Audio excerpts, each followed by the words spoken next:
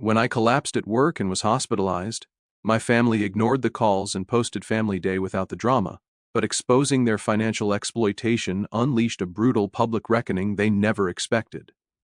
I am 29, male, a mechanical engineer at a manufacturing company outside Houston. I started there right out Texas A&M making $75,000. I worked my butt off through countless overtime hours and weekend projects. I got promoted 3 times and now I'm pulling in $165,000 plus profit sharing that adds another $40,000 yearly. Not trying to show off. This matters for the story because it shows how much money was flowing out of my accounts. Let me paint you a picture of where I came from, so you understand the family dynamics. I come from a working-class family in small-town Texas, where money was always tight growing up. Dad sells insurance from a strip mall office that's seen better days. Mom does bookkeeping part-time for local businesses when she feels like it. And I have 2 sisters, Ashley, 26, female, and Brittany, 24, female. Growing up, I was always the responsible one. The one who got good grades while my sisters partied and barely graduated high school. When I got my first real engineering job, I was incredibly proud. I was the first person in my family to break 6 figures, and I genuinely wanted to help everyone out. Looking back, that was the biggest mistake of my life. It started small and innocuous.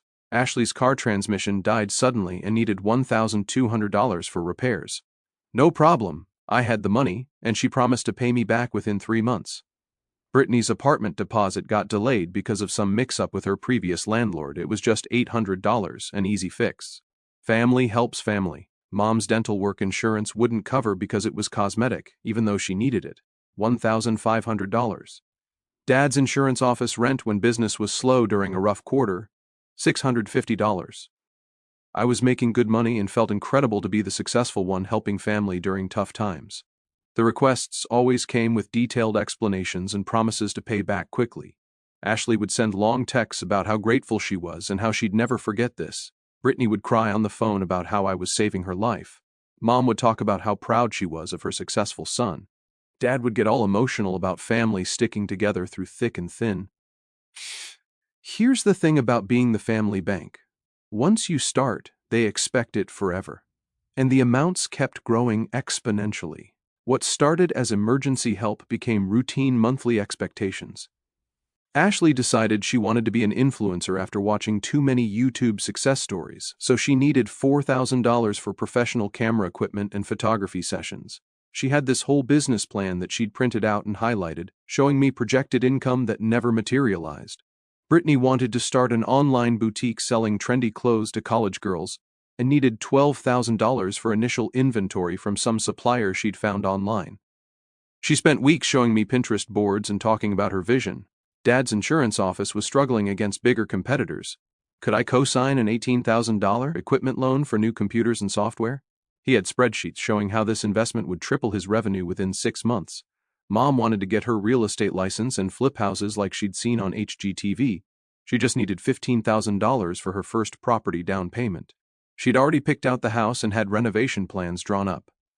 Every single venture failed spectacularly and expensively. Ashley's Instagram influencer career peaked at maybe 400 followers after 2 years of constant posting. She blamed the algorithm and jealous haters for her lack of success, never acknowledging that her content was basic and uninspiring. Brittany's boutique lasted exactly 5 months before she got bored and moved on to her next brilliant idea. She claimed the supplier had sent wrong inventory, but I later found out she just ordered poorly and couldn't return anything. Dad's office expansion never happened despite the expensive equipment. He spent more time playing solitaire on the new computers than acquiring clients. The loan payments continued though, right on schedule. Mom's house flip became a financial nightmare when she couldn't handle contractor problems, permit issues, and cost overruns. She lost $8,000 on top of my initial investment when she panic sold the property. Did any of them pay me back? Of course not. They just kept coming back for more, and like an idiot, I kept saying yes because family comes first, right? By this year, I was bleeding money. Between direct payments, co-signed loans, and bills I'd somehow become responsible for, I was covering about $5,200 monthly in family expenses. That's $62,400 per year, more than most people's entire salary just gone keeping my family afloat. The stress was systematically destroying me both physically and mentally. I was working 65-hour weeks at my regular job, then taking on freelance consulting projects every weekend just to keep up with the financial demands. My apartment became a place I just slept for a few hours between work sessions. I was living on protein bars, energy drinks, and whatever fast food I could grab between meetings. I'd get sharp chest pains during high-pressure project meetings, but convinced myself it was just normal stress. My hands would shake when reviewing the monthly bills I was covering for everyone. I started having insomnia, lying awake calculating and recalculating how much money was going out versus coming in. My CO workers started commenting that I looked exhausted all the time. My manager pulled me aside twice, asking if everything was okay at home because my performance was suffering. I was making mistakes on projects that I'd never made before, forgetting important details, missing deadlines. But I kept pushing through because I had to hit my numbers and bonuses to cover everyone's bills. The irony was that my family saw my success at work and assumed I was doing great financially, not realizing I was barely staying afloat despite my good salary. Then last Tuesday happened. I was in a design review meeting arguing with the client about some specification change when I felt this weird tightness in my chest. I thought it was another stress episode until my vision started tunneling. Next thing I know, I'm waking up in Memorial Hermann Hospital with more monitors attached to me than our factory floor. Turns out, I'd had what my doctor called an acute cardiac event. Not technically a heart attack, but close enough that if my CO workers hadn't called 911 immediately, I might not be writing this. My doctor said it was stress-induced, which made sense. Blood pressure through the roof. Pre-diabetic from living on protein bars and energy drinks. I hadn't slept properly in months. The hospital staff was incredible, though. Nurses were professional. My cardiologist knew his stuff. The whole team was on point. When they asked for emergency contacts, I gave them my parents' info like always. They said they'd called and left detailed messages. So, I waited. Day 1, nothing. Day 2, still nothing. Day 3, I'm starting to panic, thinking something happened to them. Maybe Dad had a health scare. Maybe Ashley was in an accident. That's when I checked Instagram and saw something that changed everything forever. I'll never forget opening that app. My phone had been buzzing with notifications, and I figured maybe someone had heard about my hospitalization and was checking in. There was a notification. Ashley had tagged me in a story. My heart actually jumped with hope, thinking maybe it was a get-well-soon post or family sending love and support during a scary time. It absolutely wasn't. Picture this, my entire family at Topgolf, all smiles, fancy drinks in hand, having the absolute time of their lives. Ashley wearing some $300 designer outfit I'd probably financed without realizing it. Brittany sporting new designer sunglasses that cost more than my daily hospital copay. Mom and Dad looking more relaxed and happy than I'd seen them in years. The caption that made my blood pressure spike and my heart monitor start beeping. Family fun day. Sometimes you need a break from toxic energy. Blessed, no drama mama, family time, living our best life. And they had tagged me in it, tagged me. While I was lying in a hospital bed connected to machines monitoring whether my heart would give out completely, with 4S in my arms and oxygen monitoring my every breath, the timestamp showed they'd posted it yesterday afternoon. Day 2 of my hospital stay, the exact same day my doctor had told me I could have died if my cardiac episode had lasted any longer, or if my CO workers hadn't acted so quickly. I started scrolling through their recent posts with growing horror and disbelief. Ashley had been to 4 expensive restaurants this week alone, posting elaborate food pics that probably cost $80 to $100 per meal. Brittany had posted a massive shopping haul video showing off clothes and accessories worth more than my monthly car payment. Dad had pictures from some golf tournament with his buddies, looking like he didn't have a care in the world. Mom was at an upscale spa getting massages and facials, posting about self-care Sunday. All of this while I was lying alone in a sterile hospital bed, wondering if they were okay because they hadn't bothered to call even once. That's when it hit me like a freight train. They knew exactly where I was. The hospital had called them multiple times. They just didn't care. I wasn't their son or brother. I was their personal ATM. And ATMs don't need emotional support. They just need to keep dispensing cash. I spent that night doing something I'd never done, actually calculating how much money I'd given them over the years. Bank statements, credit card records, Venmo payments, cash I'd handed over and never tracked. The number was staggering, $143,000 over 4.5 years. More than most people's houses in my hometown. Gone. And what did I have to show for it? A hospital bed, a failing heart, and a family that celebrated when I wasn't around. But while I was crunching numbers, my phone started buzzing with alerts from my bank app. Someone was trying to use the emergency credit card I'd given my parents for real emergencies only. They'd attempted to charge $4,200 at some steakhouse in Dallas. I called my bank and requested transaction details. Turns out they'd been using that card regularly for months. Fancy dinners, shopping sprees, even a weekend trip to Galveston. Total charges $13,800 in the last 4 months alone. While I was literally working myself into heart failure to support them, they were living their best life on my emergency credit line. That's when I made the decision that would change everything. Day 4 in the hospital, staring at $13,000 in unauthorized charges on my emergency card, my phone started ringing non-stop. 52 missed calls in 3 hours, all from my dad. The desperation was palpable even through voicemail. The text that followed was classic him: call immediately, family emergency happening now. Urgent situation requires your attention, no hope you're feeling better. Or sorry we haven't visited our son in the hospital. Just pure panic, because they'd figured out I was reviewing their spending patterns and putting 2 and 2 together. But before calling them back, I did something I should have done years ago. I called Uncle Rick. Rick is my dad's older brother, who supposedly abandoned the family by moving to Colorado and starting his own construction company 15 years ago. The family always painted him as selfish and ungrateful. Reality was, he was the only one who'd seen through my family's manipulation tactics and refused to enable their behavior. He'd tried warning me about them before, but I was too deep in the fog to listen. He answered on the first ring like he'd been expecting my call. Which hospital, son? That was it. No guilt trip about not staying in touch. No 20 questions about what happened. No lectures about family loyalty. Just immediate practical action focused on helping me. He drove 12 hours straight from Denver, only stopping for gas and coffee. He walked into my room still wearing dusty work boots and a hard hat, smelling like sawdust and honest work. He looked at me hooked up to all those machines and said, "So, they finally bled you dry, didn't they? I was wondering when you'd wake up."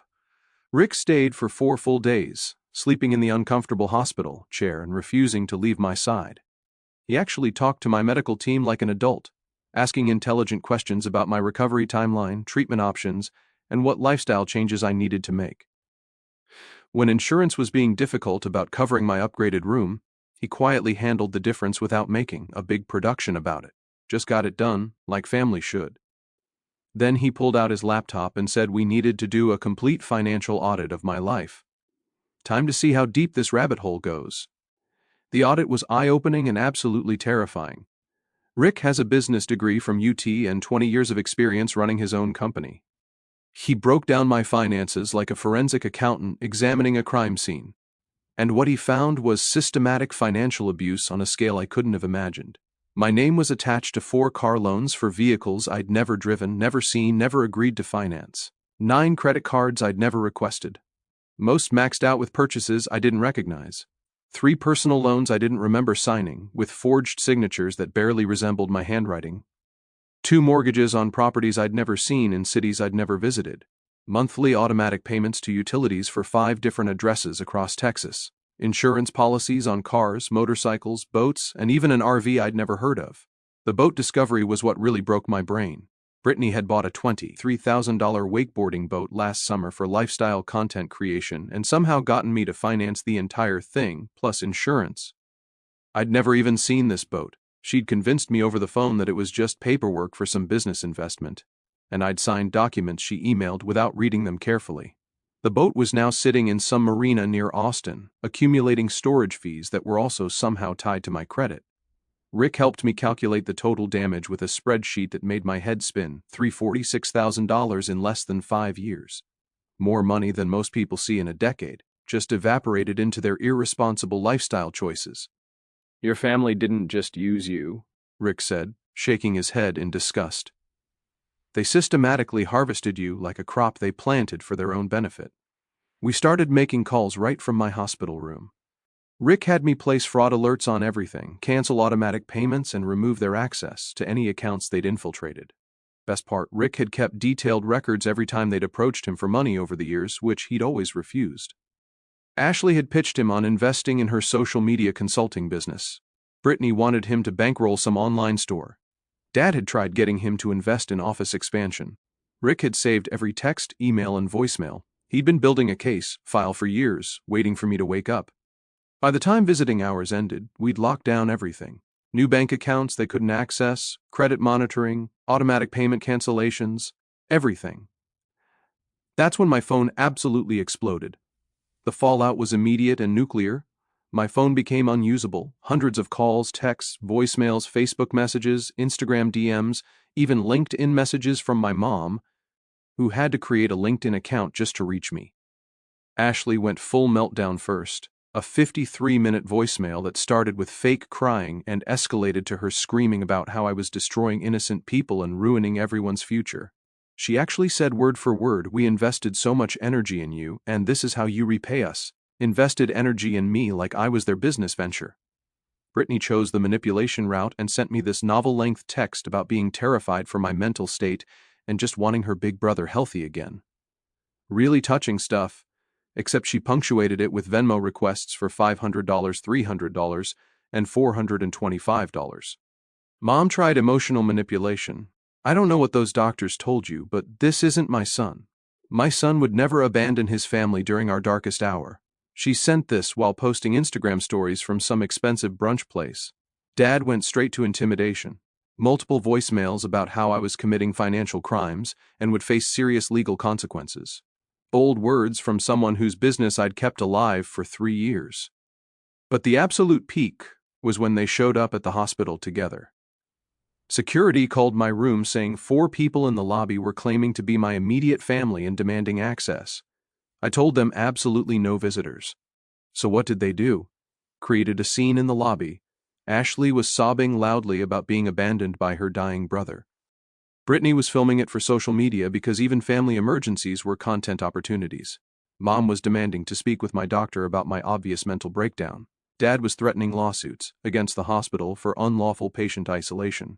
Security removed them, but not before Ashley shouted loud enough for everyone to hear, "We sacrificed everything for you. This is how you repay your family." The irony was beautiful. They sacrificed everything while I'd literally funded their lives for years. But they weren't finished.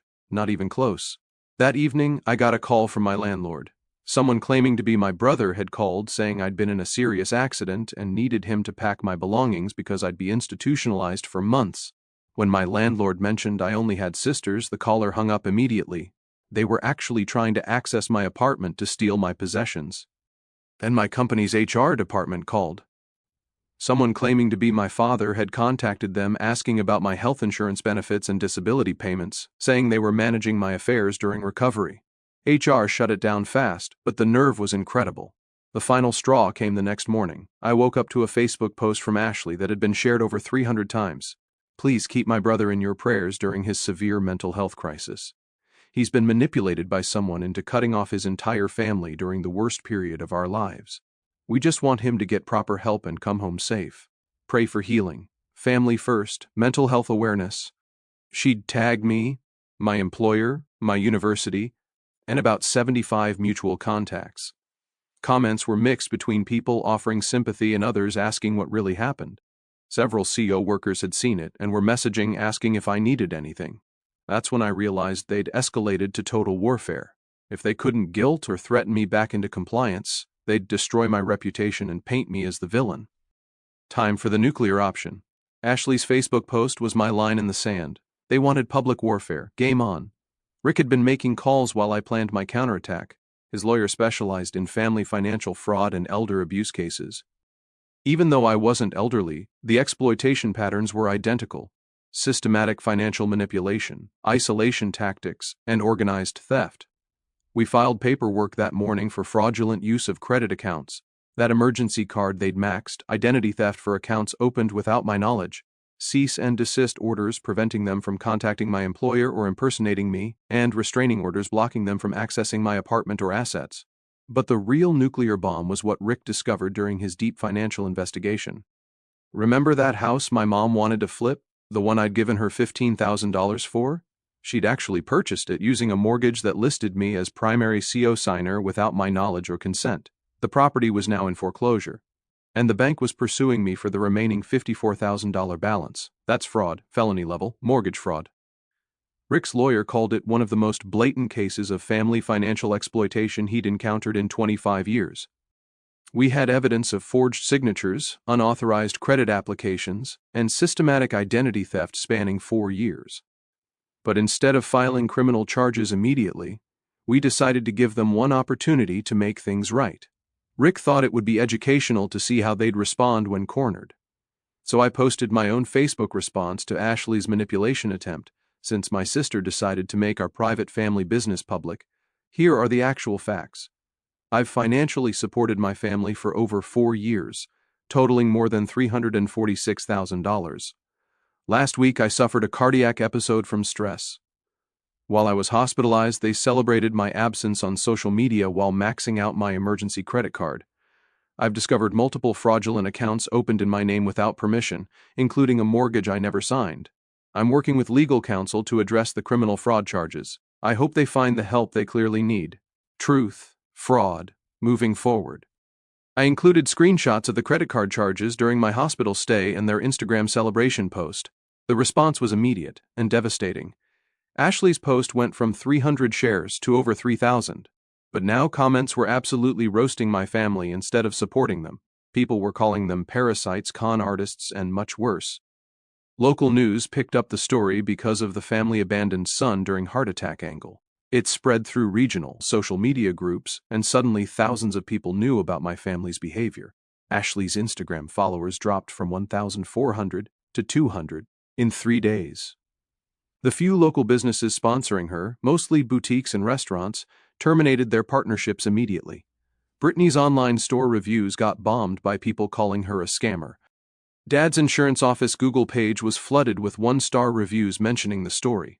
But the most satisfying part, Mom's real estate license came under state investigation. Using fraudulent documentation to secure property mortgages is a major violation for licensed agents. The state board suspended her license pending full investigation. They went from trying to publicly shame me to being publicly humiliated themselves in under 72 hours. That's when the desperate begging started. 4 weeks later, I was home recovering when Rick called with updates. The house Mom had fraudulently bought in my name. It sold at foreclosure auction for significantly less than owed. The bank was pursuing the deficiency judgment against both of us. But since I could prove fraud with documentation, they were targeting her exclusively. She was facing a $58,000 debt she couldn't possibly pay, plus potential felony charges. Dad's insurance office had officially closed. Turns out when your Google reviews mention family fraud and stealing from his own son, people stop trusting you with their insurance needs. He was facing personal bankruptcy and had received eviction notices. Ashley's influencer career was completely dead. She'd lost 85% of her followers, and her desperate attempts to rebuild with increasingly dramatic content had gotten her shadow banned on multiple platforms. Her engagement was down to single digits. Brittany's online boutique had collapsed. The combination of terrible reviews, lost customers, and her own poor business skills had killed it. She was working retail at Target now, which she posted about with #humbled, #grateful, still trying to turn everything into content. But here's where it gets really satisfying. I got a call from an unknown number. Ashley, crying so hysterically I could barely understand her words. Please, I'm literally begging you. Just tell people this was all a huge misunderstanding. My entire life is destroyed. I can't get any sponsorships, nobody will work with me. And Tyler, her boyfriend, broke up with me because his family saw all the posts. I'll pay back every single penny, I swear on everything. I let her finish her entire breakdown. Then I said, Ashley, you don't have any money to pay me back. You never did. That was always the problem. She hung up but called back 2 hours later with Brittany on speaker. Brittany immediately jumped in. Look, we know we messed up badly, but you're still our brother. Family forgives family, right? We can figure out some payment plan.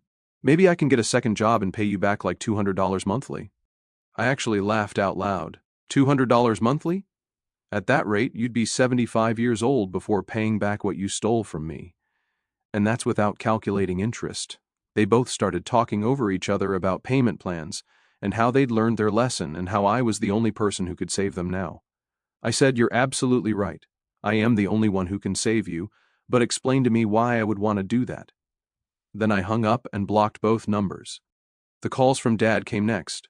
7 voicemails in 2 days, each one more desperate than the last. The final one was him actually crying, something I'd never heard in my entire life. Son, I know we messed up terrible. I know we all did wrong by you. but I'm about to lose absolutely everything: the office, the house, the cars, everything your mother and I spent 30 years building. I can't file bankruptcy because of these fraud charges hanging over me. I need maybe $85,000 to settle with the bank, and another $40,000 to get back on my feet somehow. I'll sign any contract you want. I'll pay whatever interest rate. Just please don't let your old man lose everything like this." Mom's call was the most pathetic thing I'd ever heard. She'd lost her real estate license permanently and was facing serious criminal charges. She was looking at possible jail time and definitely complete financial ruin.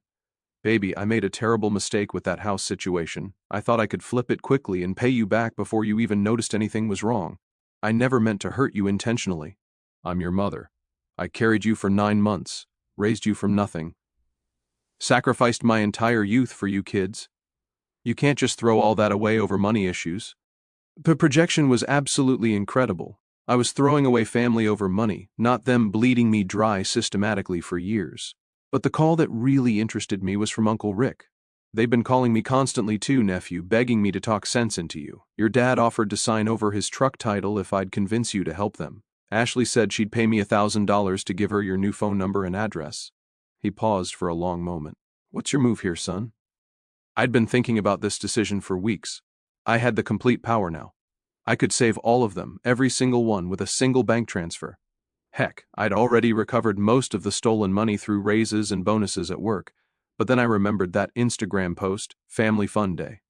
Sometimes you need a break from toxic energy. I remembered lying alone in that hospital bed while they celebrated my absence. I remembered 4.5 years of being treated like a walking ATM instead of a son, brother. Let them face the consequences, Rick. Let them all face exactly what they created. 8 months later, I'm writing this from my new house in Dallas. I took a promotion with a defense contractor that came with $195,000 base salary plus performance bonuses. Turns out when you're not hemorrhaging $5,000 monthly to ungrateful family members, you can build real wealth incredibly quickly. But let me tell you exactly how this story ended, because it's even more satisfying than I planned.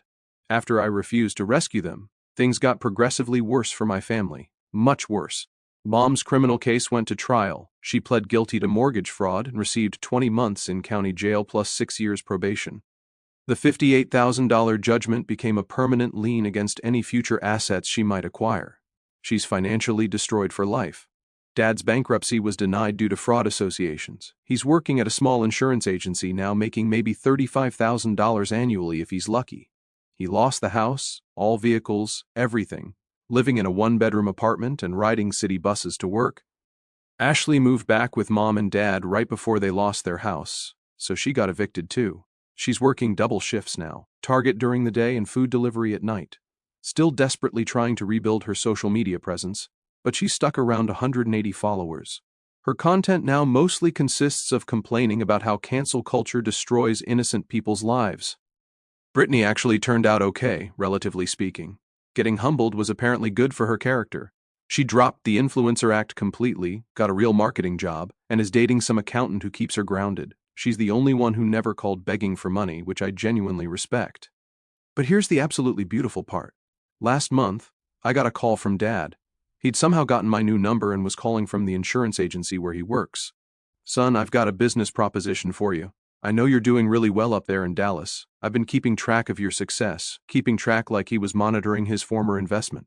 There's this insurance agency opportunity here in Houston. Owner wants to retire early, willing to sell for $150,000. It's an established business, solid customer base, great reputation in the community.